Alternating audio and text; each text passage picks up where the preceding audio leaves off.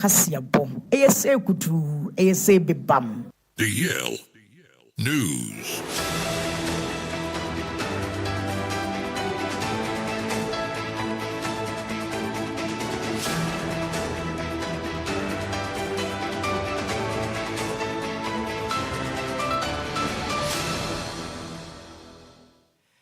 Yamamo Akwaba,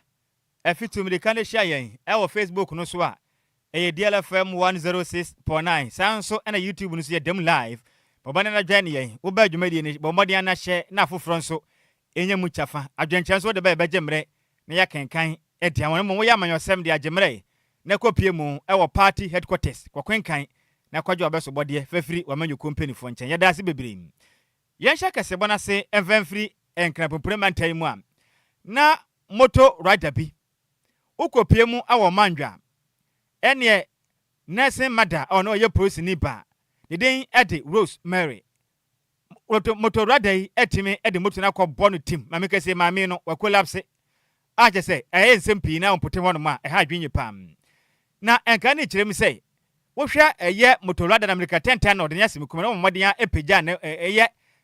maame ede ne kopie mu ɛwɔ map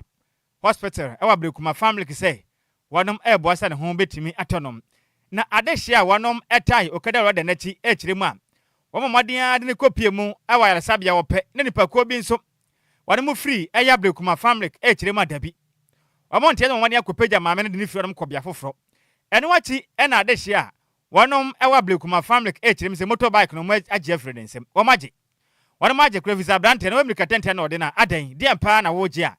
Udumri katentesa akakobo nipa oye post ni bade atofom asen pranom na mu kirema moto sakre no registration number no eye M24-GW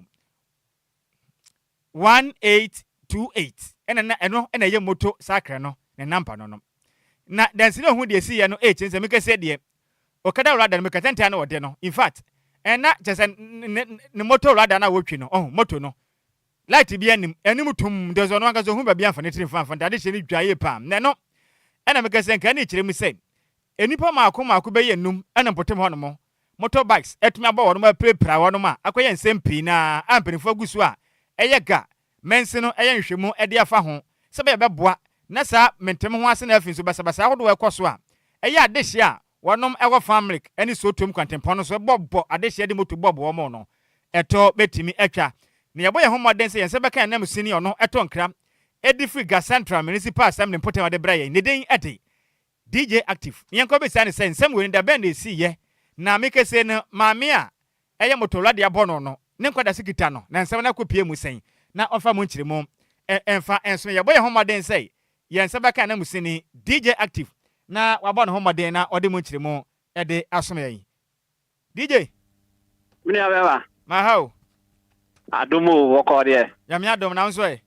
adom emperifo se de okwa aten de oba aten de ogina hono mo no ene atento dodo ede na ekwaso o manjo ene abrekuma family ko no mini abema se ne okan ne sa pepepe na etie enra nwumre wo bra na abo nonso ekobo nongotwe ana yete se dede bi ekoso ewo family compartment central for ye pie se e ba behwe ne ekoso na yebeduye no na je se okada rider bi a ono eye na dwuma ewo omanjo ne pata ma je se wanya passenger ode no eba family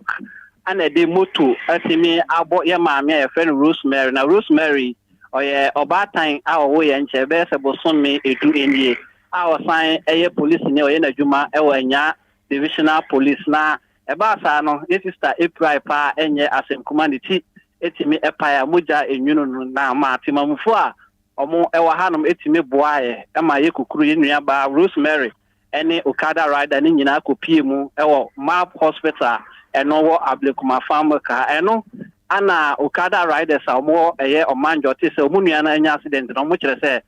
omo mpene so nti omu nyina di America 1010 any speed e de ba hanom ma se hanom be ye hinyan a enye asem kuma na ni nyina wo mu bowura map hospital wo koyi omu nipa na wapira no eja Rosemary ewo honom a omu de no ekoye nti ba sa no farm boys so kire se omu hwe ema eye omanjo fo no emfa moto no nko obra Rosemary diary sabia o mo sane yare me no kasa kura be sesema aduana ko aduonum na Rosemary ntimi nkasa ya beka se wakoko ma doctors ejina no so na mo san be fa mo moto akode ye mpene eno ene de kasakasa ba ya menti mo ho ase e ba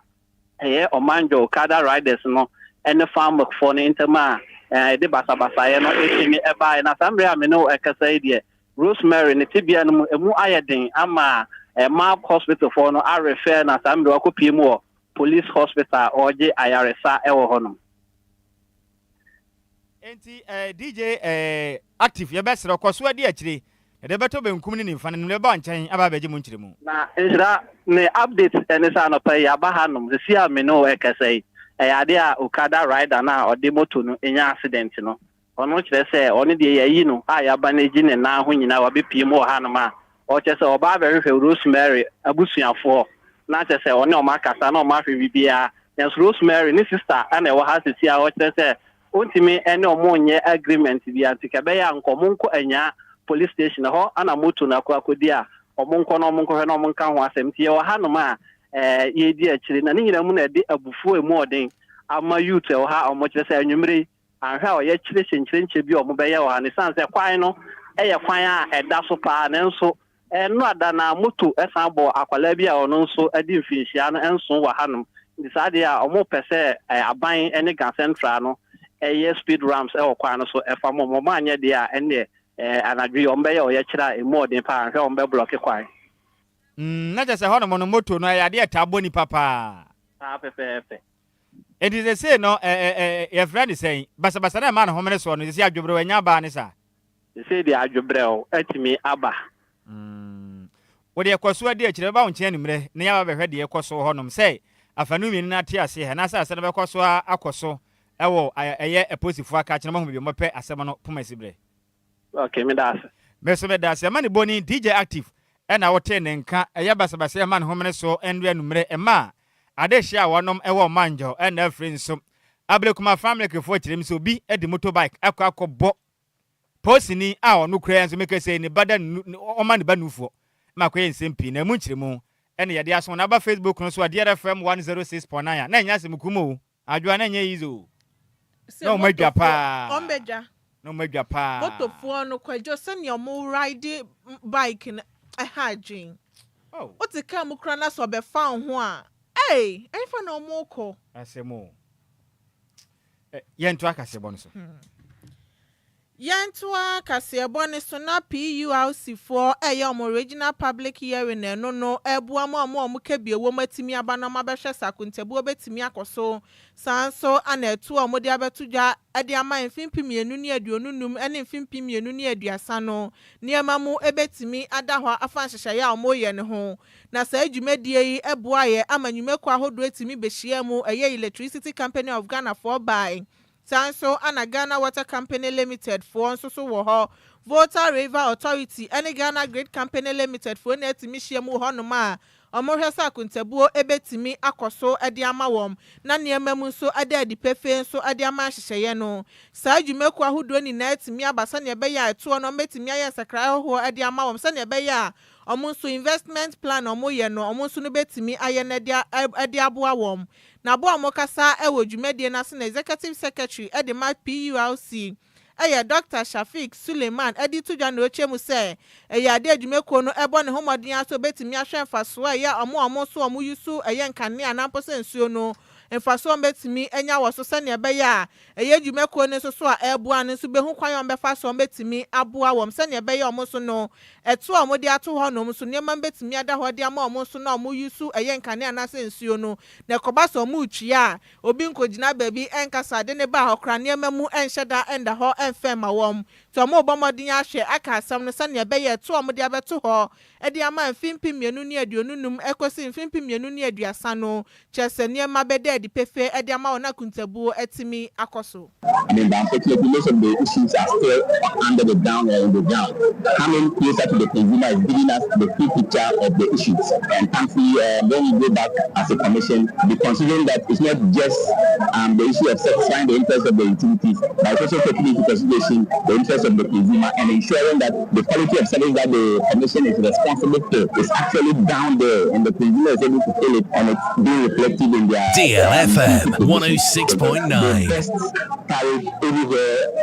wherever or anytime the Public Utilities Regulatory Commission is considering, is to ensure that there's a fair balance. The consumer's interest, as I keep saying, is always the ultimate. Here's the case. The most important issue we also have to always consider is to ensure that the service is even available for the first place. And consistently, supply of power has been a little bit stable all across the country, including the Ashanti region. We are hoping that it may so for the rest of the year and the rest of the next coming years, and ensure that the consumer is always getting fair and quality services at all times. At the same time, it is a burden. We all know we don't like to pay. We all know it's a burden or not. But let's try and also adjust our incomes a little bit to be able to pay to the utilities. We also get something to sustain the quality of service that we are expecting from them. From the Commission's perspective, we are giving the consumer 100% assurance. We are also consumers. We are a consumer and a consumer, and it's if the light goes off at your homes, it also goes off in my house. So I also want to ensure that we all benefit from all these quality of service issues we are all looking at. Eniya Dr. Shafiq Suleiman Ono, Executive Secretary, Edema PURC. Nenuachi ana PRO Edema Ghana Water Company Limited, Ewa Santimantemu, Beneza Padina, Echemu Nocho, Galamse, Nintincioni Nina, Saint, Koya Ombefaswa, Ombetimi, Assistant, Suena Nintino, Anna Macano, Akosre, Buon, a year at one and so no, I was on Mobama Diano Mutimidi Basania Bayon Bayan CC, Ewaso. Kasama Ghana Water, so we can hear how the lady a shop a idea, you Kagalanse, your body, and now you come once and as a young prince here. I know you're one contributing factor, a higher pie. Tonight, you're Kumudia, the better one. Then you send your minor, a soul working in mine.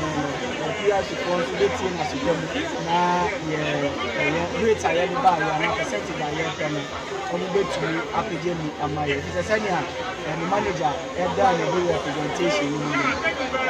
And then Workers will bring a DLFM 106.9. 1,000 liters here. 1 Jokan, a BJ 200, a BJ 400. But 1,000 liters in Ghana water. They are charging you 5 to 30 pesos. And now we use more than 5 cubic and 9 to 30 pesos. Let's just say, yes, you know, no boy of 5 years. I said, no boy of production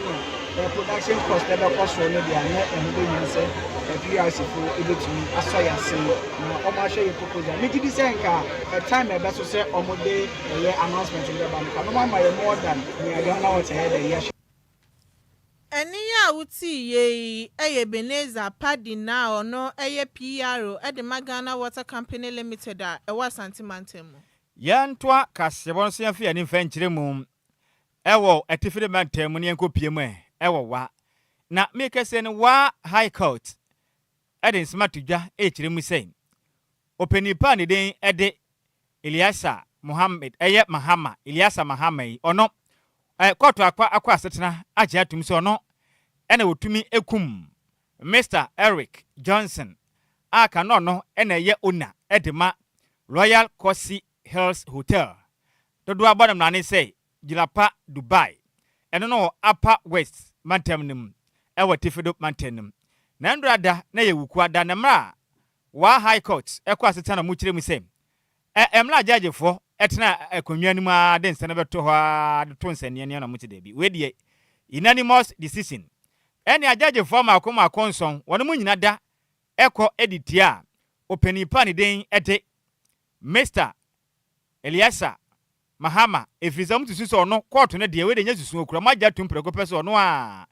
ene timi ekwati de papa we ani den ede Mr. Eric Johnson adodoa ebonam na ne say Gilapa Dubai eku ne ya ewo Upper West Mantemnim na nipa miena na moka wode mo ho no nso na bako denden Belinda Miller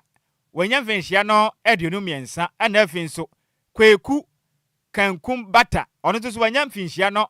eduonu musia 56 years na kotu kiremi sa asem no wode mo ho son sabrobe womonya boni bia ensma wode beta mo ho nyina no na ne kura bia nimti obi anfa ne ho nkodi a wedie atadwufo wa wonom atedende na asem we no make se beto dwanya no achapa papa ewo Upper West Mantem ni mu a ene ye kone na etu ahyeda ye ko achina na ye to ahada sa na nrada Nyankopon ya adoma abrewa eyipuma kwamenda wa high court adebatu dwa say opanipa ne den ede Eliasa Mahamai onkonko da fiase ne nkwa na nyina no nya dwumaden na mfanso ma nganga ne vise bone a wadie no eso ye pam na mra atemo no ba we ye pa ene nsentwerefo ene le ya ni ejina mu edema opanipa make say ne den ede Mr. Eric Johnson dodo abono mra ne say Girapa Dubai papa nya ne ba bi kro no na busua na lawyer ne kirem say in fact na ni age wo mu say Mr. Eric Johnson de omutumi nyana no mane man kwambio nanso Oma boma tete na ya dwuma de a eye pam na make say Mr. Johnson is yan finhia no aduosia na wanya na nipa bi na wanya nipa bi kodi na tentesa na ye kosia da na ye ogefo bo so na da tasu du ba ko emfimpi mienu na ye de nan 2024 na abo ahamache don ba ko apa wo semaduasa 1:30 am nipa bonofo etimbo moden ekobo wura no ani fie ekowia ne car esansa ne tom de go no so se dimaya eku no eje ne nkwa edifri ne nsem na nka ne kirem se nipa mbonfo a ne den ede Eliasa Mahamai ene nipa bi e kan ho no eba moden ede atwede esi ne da ho efre ya koda ne inside na moden ne car eye ne master card key eba moden ne nko bie da no we ye ne master card na mbo moden ade nya access ede gura ne dem ho no na mo kirem se mike se de opanipa ne den ede Mr. Eliasa Mahama ne de onkokwa da afiase ne nkwa ne neche no oba modin ahwe ade a wapi ho nam da asem we ba ye pe empirimo modin me protofo chiri pa makoma nso nanso asem de ba we na Mr. Eliasa Mahama de koto chiri mu se ono a ene kun Mr. Eric Johnson do abonam na ne se Girapa Dubai nam na lawyers etema Girapa Dubai na busuafo no omra nkonim de ba na ni age ebonsere de nsem sei eto nsentrefo ani. Blood-stained footprints are in the man's room. His fingerprints are in the man's room. What are they doing there? And he said that for over 40 days he had not entered the place. But these were fresh in the pool of the blood. His footprints and his fingerprints only be the one who killed Eric Johnson. And the jury has returned a guilty verdict. And I think that is fair and just. We also want to thank the judiciary, the judge, and the juror for being fair, unbiased, and they have come out with a verdict unanimous 7/7 in favor of A2 and A3. We thank God for everything. See, law is something that you must learn and practice, and with my stint practice of the law, at least 17 good years as a lawyer, I know what to do and what not to do. But I am not alone. I also have seniors who I usually consult, and they also aid me. Ani awutie ndra da lawyers a wanom ejina mu edema Girapa Dubai na busia ana mo kirem say in fact ejinasi a court ne si na ndra da no why high court esi ye ne mu ye pa no maka no kre enti Nyankopon okonhira so a onhira wonom Yentua Kasiabone Sona Chamber of Oil Marketing Companies for the Betuja HM say mo hwe anim say ende ya wo eya hene mi bosom ne de tosu dunsia won fimpi mienu ni aduonu num ni mayade afango boasu ebetimi ate ade akofem na ya report efiri omhonom eba ye efaye ginasi a eye oil marketing companies no esi ye de fa eye ebo ne ho no chiema ya de omabomode hu se petrol bo no se de akofem pa akosi eye 4.15% as say no eye 13 cedis 93 pesos e de free eye 14 cedis 52 pesos a enkane na sa anomoton no sanso ana diesel bo ne so no akofem eye 2.08% ene eye 4.10% as say no eye 14 cedis 56 pesos e de free enkane sa ne omoton no na eye 15 cedis 17 pesos sanso ana LPG fo so no etimi ate akofem no ebeye 4.46%. Na ya Chamber of Oil Marketing Companies HMA ade agina niema mienu sunti ana ye fango bo etimi ekofem omu chema ade global crude oil bo no etimi ate akofem ye pansan so ana Ghana sika no se gina ne naso ye enti na hu behia so mbe bomode etimi ate fango bo ne so ede ama ahyenkafo no sane ebe ye omo so no mo ho betimi ahenhan wom enti we ne nsem a efiri ya Chamber of Oil Marketing Companies for Abetoja yantu akase bon so denko pie mu ewa sante mante na meke se mase badwani ede ma de hia wonom ewo so ame abato empesu aso ewa sante mante mu den ede lawyer John Dakon abon homaden etimi ede White Kings mako aduanan akoma adehia wono madidem titi no ma wono mu ni emani efra ewoso ame abeto mpesa so manye pa ana afin so eye immune booster product ahodo a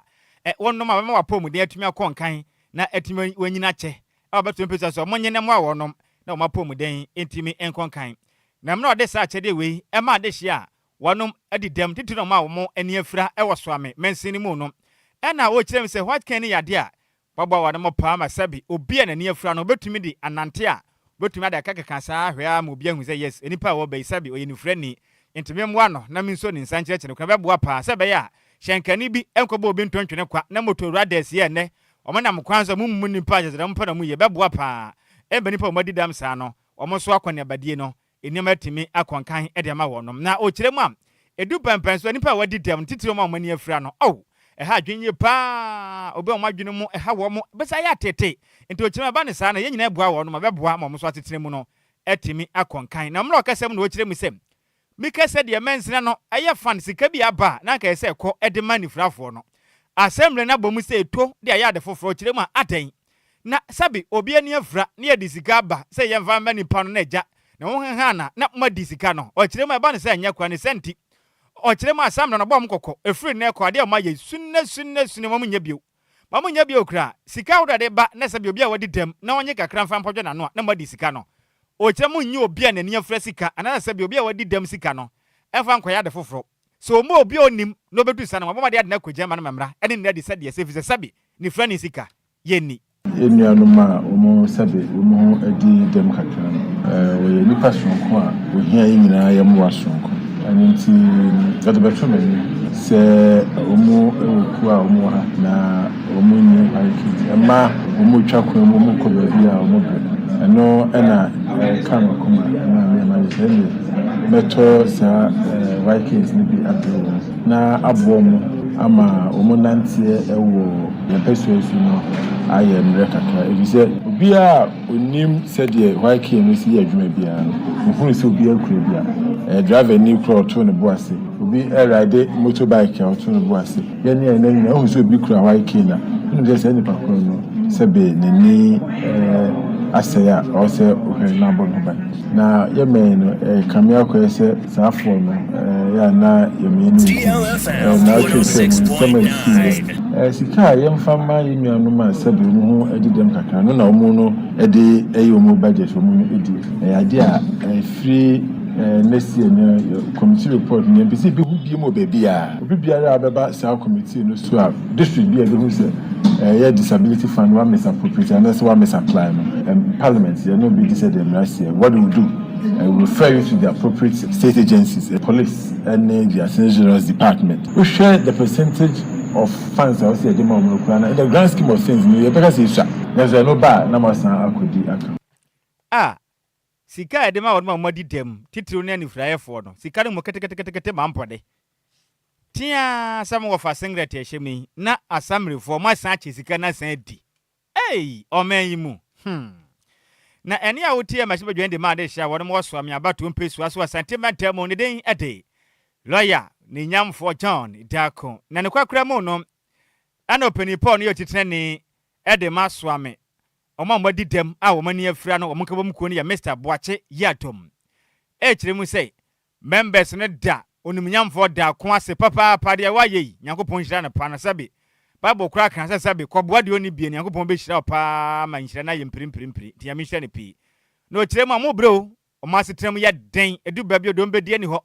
na benya twa foto na ma de aba na asemmefo adi o kire medu pempeso na mko Agyei Sikapa wode won krata asema akono ana mpinifo kwabra ekina kwabra saa kire din wa won se beka sika ne bie nso ene kete mampode sika mu wanya abro so ya 2000 ene 1001 1002 enso bakwa no na o ma chemu mienu se tu na aseme na difa adan e ba ne se ha adwenti mpinifo nke mo na sabe obi a nani afra nso o mo so ye nipa e wo manyi mu adaro ma me an letter ko man se me members no pieces nti asedan ko man no nyame hira no na akɔne abam nyinaa ɛnkɔ yɛ ma no challenges in the dɔso because disability found ska abandi brɛ ne ayi no wotwerɛ letter sɛ wopɛ bi a letter no bɛda hɔ so many years and I mean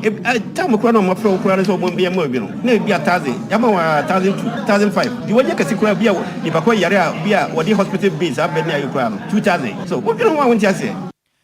yo wodwene ho kora wonti ase wei ɛyɛ chairman at the Maswami Blind Union needing at the Mr. Boache Yatom na man boy yen sem training Samuel ofuli boaten in a different sentimental mo ebesume Yentua Kasiabone Sona Eastern Regional MPP Communication Directorate Abomodia Shesamu Seisa Kwadwo New Year Youth Organizer at the Manu Jabi North constituency no abasu ye papa machine and new Yamesan say a yadia war bua communicators or more ewa mantemu honum na bra orkasa or chile ni son a yes Samuel Seisa Kwadwo di tuja no chemu say a communication directorate na yadia a yakwanya mofasu di juma sani beya kasa hodo mo bekanu benyan kenten so ewa managina si omu besi hu inti ba obon humodin na nya se opese obi enkanfo kekene mama hu hianti ana obomodin atimi aso asin na ye new job in not youth organizer ye yade original ediama regional youth organizer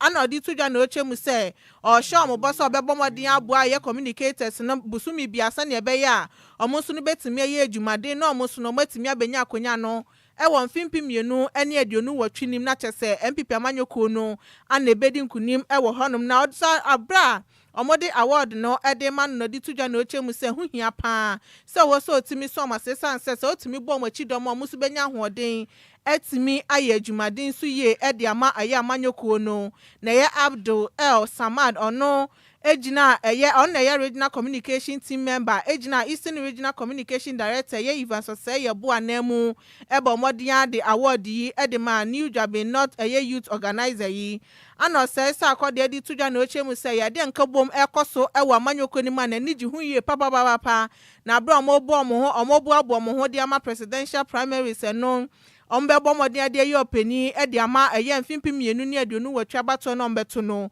eno so ebetimi aboanti na ye opepon bosom ne de toso ede asabako ewo mfimpi mienu ne aduonu nsianim ana ombe bomodin ayi nipa obeye okandini ede ama MPP amanyoko no ewo mfimpi mienu ene aduonu watwini Yanga said honestly I wasn't expecting anything of this sort but that was said Mwangasa modeme akọ adini na ade agbafo a mekanise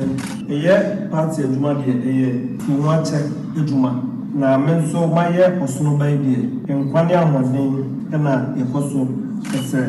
na yakopon ya adoma sanya maso Eastern Region Communication Directorate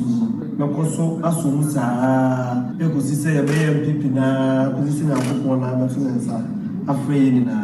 na abrene abrano bia so no DLFM 106.9. We may now want to say, yes, sir, yeah, for maybe a position be an answer, baby. Name, did he say, baby, it's just a yeah, group, Nasi, a tool like here, communication.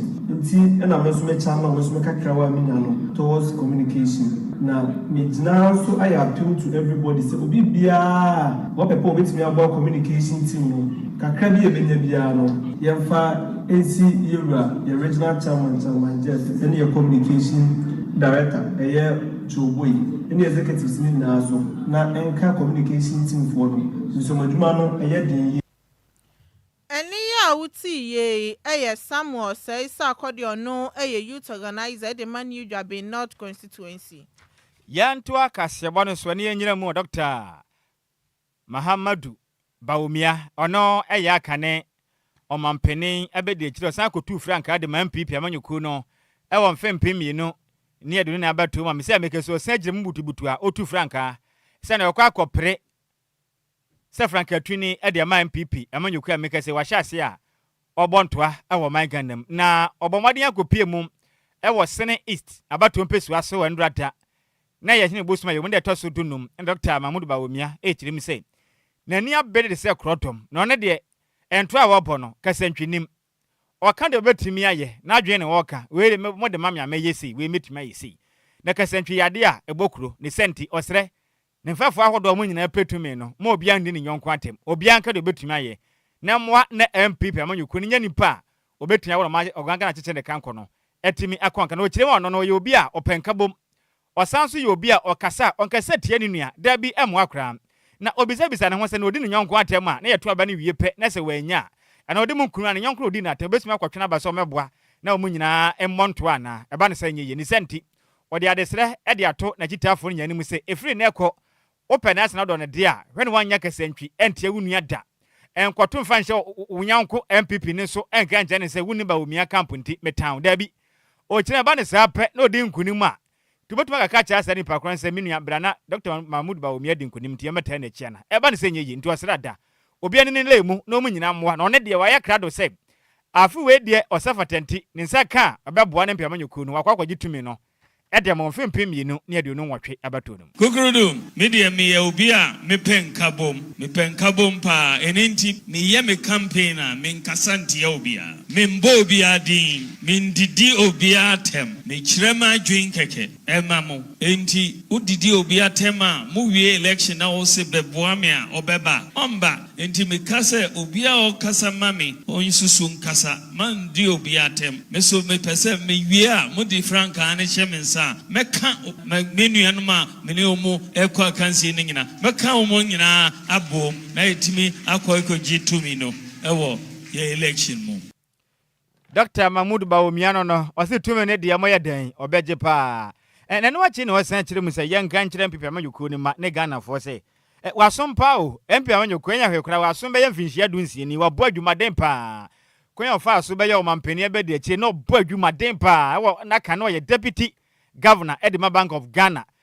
omampenda da John ejekum kufo ko fa no man se kwanya na mano so ho no Ghana man penda da na danga kufu ado ko fa na ba so mebo adwumaden emepre emeta na chi so mampani be de chi in fact waso mpante mpia manyokui mo pani po wasafata de ono na ekɔ visa so ma wasom no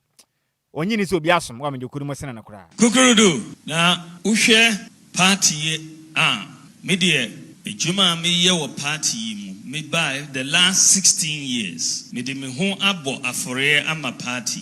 208 na me wo Bank of Ghana na me ye deputy governor of Bank of Ghana ena na akufo ado be frɛ me o se me be ye na be de chiri samre no na president kufo ebedi 8 years na nipa bebre cast kire me say ma me njai me ejuma no na me be ye running mate what say no party are breaking it no enti me ba yendi nkunim but me kanchire o mo say president Kufuor and appointing me deputy governor enti MPP here say me ba abeboa na yenya na etimi di nkunim a mentimi nkase member enti me resigning me job e wo Bank of Ghana e be ye running mate of the MPP me ba ye yendi nkunim so me hwehwe ejuma foforo me benya ejuma e wo African Development Bank Omudemi ko Zimbabwe semenkoye DLFM 106.9 Zimbabwe ena 2012 beduye ena nana Kufuor sambaye o say minjai na membrefie na membeye na bedi chiribium for 2012 election ye president of African Development Bank opamecho o say maminjai jumano o frɛ president Kufuor say onemi nkasa say maminjai jumano emba Ghana bium but me kanchiro mo say since our party no star witness me na me pink sheet no me aso na me san ya pink sheet no so ani a wuti ye Dr. Mahmoud Bawumia ono na me kesi nani abra den sam MPP amanyuko no nto aba no fama no no nkɔgira wo manam nkɔpiritumi emfama wonom e wo mfempim yenu ne edunu nwɔtwe abato no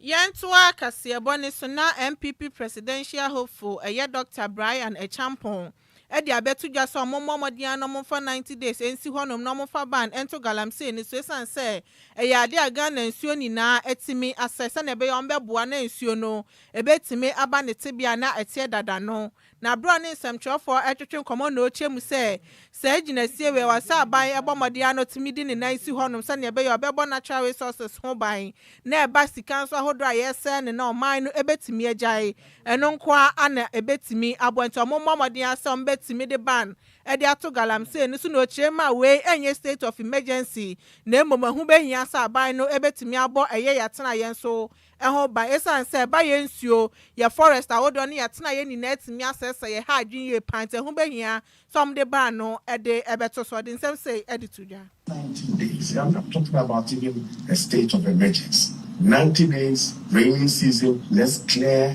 our water bodies, let's engage how we go back to mining. We cannot stop or repair the tie or the track of a moving train as fast as it is speeding. We need to agree, and I'm not talking about state of emergency, that mining, regardless of where, should stop now for the next 90 days. Let's regroup, let's rethink, and see how we can launch back into responsible mining. If our food systems have been poisoned and we just look on, that we prefer to make the money, the people will not be around in a very short time to try and arrest the situation. So this is something that I believe answers to general security questions. Thank you. Eni ya uti ye eye Dr. Brian Le Champon no eye MPP presidential hopeful. We ani nyina we so na yan kan madwen nkyira de besom ye ni bi awia yi emfa enso mona me wa fase for ndi bi aba de odi kan kura ye hwan Mohammed Prince no say good afternoon Nhyiraba Sammy bi ohwe yen live no wotie yen edi free gomu akukufu no say oda ya se na dwumade an ye bo yen kwaso a ensom Ghana sompa na good afternoon my uncle Sam and my Adjoa Agyei Sikapa. The weather is so wicked pa it is well. In fact, I am so sad. Sweet Betty ni Odifri Lebanon zone 4. Medas me wafa sing. Na Mohammed Prince odi ababa 1000 aden aya fa ba ko pebra. Why? Medas. What sane ba ko aye banti. Wow sane ne be 4 times. Na Sweet Elizabeth Kroya no say good day. The good Lord will surely speak for you. You know yourself. Obi Sweet Betty from Lebanon na wana kaka sa ankura sha 7 kire na obi ne ye hwan ya me wafa si Richmond ohene kujo di aba no say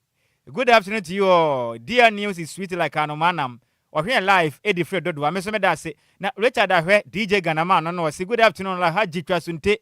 aka ye hunsuo mponi Nhyiraba Kwadwo Sammy bi takura de kwadwo krum twabe wodi chale me di no bo ni nyina sa ubetwa dwan yo sans na Adjoa Agyei Sikapa say news ni more the san manam pa no here live edi free ewo great station no DLFM anes ho no na dwumadie do boy abaso pa na dwumadie ayebo yenso yeda ase na wenso ye Joshua asiedu na say good afternoon me so me Joshua me wofa ase na wofa kei edi free kwa me nkoma secretary ni open station de aba na was Ghana man pendi aye di anka beboa galamsey no nka de wo hyeto so anka beboa na Ghana ho atoyen pa nti wasere wa anka obe ye ne sanka beboa yen me da say big say good afternoon Sammy B or here live edi free me shared camp no say adwumade aye bo Yakopon hira ye pa yenso yeda ase na Richard Manu di aba say good afternoon Nhyiraba ne Sikapa mo ba adwumade ye pa no here live a na ohwe live edi free gwetire Sojalan ehwa na ohwe edi free na ne den edi Richard Manu BBF bibia ebe ye fine men so me dance me wo fa say Richard Manu sika nim se ne eye champion man ne birthday Kofi oh yeah Mr. Charles Manti. Oh, okay. So by watching the dean with you. El Chairman. Oh no. Aha. And a senior man. Senior moves. Medical doctor. US Mountain so. Yani ya wafa say Donald Trump ne boss ni. Okay. So nim dear College Association ko no. Odi mutintiman yi pa ye ka wo no mo mugina wo na so ku no mu a. Oka ho. Pa. What you say? Enti na senior man birthday. Yen kan hyensem gu na bra boss so de ye kan say twede yempo Yakopon on tretre ni hie mu. In fact said the ote nanim manipa na owo nipa ho do titire papa do yem papa na abusua no senior man Charles Mante twede yempo Yakopon wan hyira wa yente ase da yempa bo Yakopon ma ho ban Donald Trump fo aso na afra ho fra ma ne mfa bi ma wo so da ke ye pa na pempem kura anazika man kan yi eno ano no ti senior man Charles Mante ya menhyira wo na ompegya wo na ena ya birthday no DLFM adwumayefo ni nyina de ya kan se Yakopon emfa wonu konkron tumi ni mu omo ho ban otamfo bi sore wo so aye pa na pempem ko hyefom set him kura ba ni mpie bi okura no man hyira ne yedie ni wachi nkwa tenten enya wo ma na twede ampo Yakopon sa odi pegya Israel ma eyom firi kokko mu no empegya wo no mfansi bepo tenten no so na wonya agede ma wiase nyina so happy birthday kwade ama wo the senior man Charles Mante we are medical doctor US Montana so make say wo kra ya so wo adwumaden ye pa DLFM Association ku no amishira op senior na onye okese pa sika saka se bone ye de asi ya time aso yankwa ibenya case pa ana meboa ibenya case ya de ehu hia se breast cancer awareness month na ye de su mo egusu wo ehu hia o maka pa maka ntiminim wo de na wakɔhwe not yet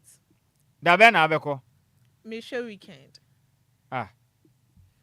na ofa se futu me yentie ne yenkoya time aso ni eche mo se mo ni ho agoro se de nka wo so wo ntohwe mu a wo beye no no men so oba ne no funtinchim se de wo ho no dokono obi di na no so oba no fu na funu nyina bokom asa no mango sa de na wo pra no eno nti wo ya na wo so oba nanim ye se mpa so agoro ba oba wu suso ne no fu nanim anyinya o se twe wa adwe suso se ye ne ya etu beye ne boko sa kwan no se ne ye se mo nyemfa mo ni eche mo se mo ni ho agoro se de nka wo so wo ntohwe mu a wo beye no no de nka wo so wo ntohwe mu a wo beye no no de nka wo so wo ntohwe mu a wo beye no no sikawote obi afechire wo mpoku ama wani han pen debi by foot on the ye nya botre say wo jump from one aden na wo prisi ya wo fa me bi se wasema tena se di netiem asma me bi se nya se me se se ya ba ya kama bema bi aso nufu se wo try ahwese ka jo be miemia se be ya bibi wo man be hawa wa prompt open we hia bi sa pen debi ene mu di wa bro wo fa si ade me hwebanim woni mpuna bia debi me yes single sa okay ni advert chinchirinchi aba e be sra musika pass wote wono hu be mada ye pe virgin ba ku ofi on di kan de me sra mo atufo bo mehu mo wofa na ma prepare chire mi nya na mamo but nufo no mamo hwe no munya hu adwuma ehu hia say ye pa unya breast cancer be ha me be ha me pa ye twam Yesu din mu nti ya ma ho kwan nyame ya adom na wuhia be ma bi na nije ho a na wote ase ma na se mo be wade ya ma ho kwan na onfa ni agro mo ya ka cha ne se wo so mu a ohu sere ma me ne ka na onya ne sa pepe tie we ni ye ni eche mo se mo ni ho agoro se de nka wo so wo ntohwe mu agoro se de ho agoro mo ni ho agoro se de nka wo so wo ntohwe mu a wo beye no no so wate ase be ma no wo hwe a wo so mu a sere ya fimfim wo na no kofitela de me ni di agro me so kan hey enya se muku ma America tente pa na sa na yese ma no nufo no monye no edizika mo amade ma no nufu di agro ya se yo bo odi hye nanum a se obi awanya dokona ono aden mugumu wa fa nimu ase too much ma yan sare so kona no mache bia so ye den hojepuo na de watwa Ghana fo ka se bo ne de mo ase musemufo ne ya mesi mebela ntwene se mu ede ema yen champion tera ba mo boada asiprem no odi ekopiem go Facebook and afin so YouTube makasebro nya bi ehwe ya DJ Zigby Ozigios echinchim everyday fruma edema do monitor adwuma de ne live de ma yo hes bibia de na kwan mu no so eye me am wafa sekuma DJ Omalion eboye chidoma na eni kasem akenka fo mi na ye hwene tian sentem a yesi eboma ye makoma Ediosia 964 tit ne guye simo ede besia no mawiei me din ade Nhyiraba Kwadwo Sammy bi mene Adjoa Agyei Sikapa ye ko hwan na eba na Adjoa si one hwan sexy general kwame efum na Adjoa ye obi otena se ya radio no wana aye den wodo nsaka ye be chude na mra ne waye den any wedi you know one for nsanya den anka kra ene eda ben ene yawada na ye den program ye den yawada kompon na Adjoa performance o wonu se ono tumi ne ho onye de se maya na omo bo no mo we shape ano mo ntumi nkoto no na Adjoa ante sa kra okoto kofo no wasoro no wakuda pete o performance bonam la ne ma yenko yanim achire mu hima fifi mu hima enkecha hima radio mu ya santo Michael Jackson pa no ka kire me wo fa ase Jane owodome se me chia no wate ene me wo fa ase fo am wa kra ma nyina me chia che o mu nyina wo ni dofo bi abechia no ntie no ano no e ba mu nyina monitia me wodofo woni mpuna won wale da ya se wo wale wo se wo fa me de na wu abusunya me wa abusunya sare na yenko e ba mu nyina monitia de hye